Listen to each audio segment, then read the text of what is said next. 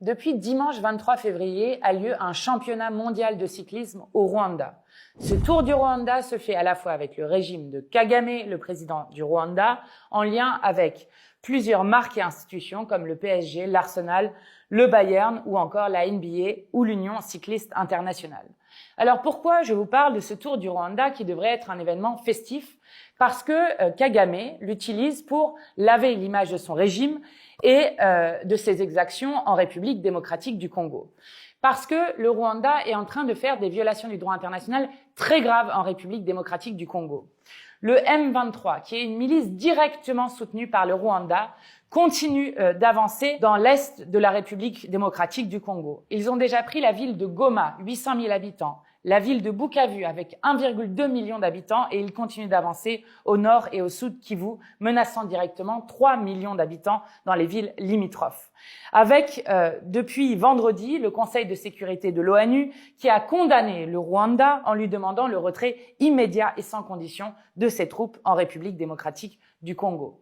En République démocratique du Congo, il y a un conflit qui dure depuis des décennies, depuis les années 90, avec 6 millions de morts en République démocratique du Congo et en 2023, le record mondial de déplacés internes avec 7 millions de personnes déplacées à l'intérieur même du pays. Les rapports qui ont été faits notamment par l'ONU parlent de crimes de guerre, de crimes contre l'humanité, de viols et de violences sexuelles de masse, de torture et même de disparitions forcées.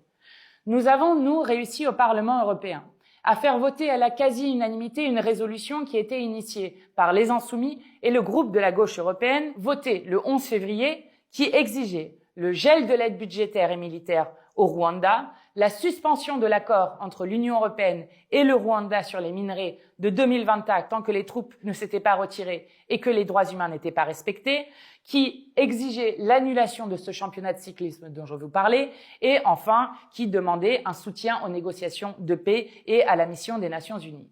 En octobre dernier, c'est Jean-Luc Mélenchon, Nadège Amamangoli, Arnaud Le Gall et Carlos Martins Bilongo qui s'étaient rendus dans le pays afin d'alerter sur la situation.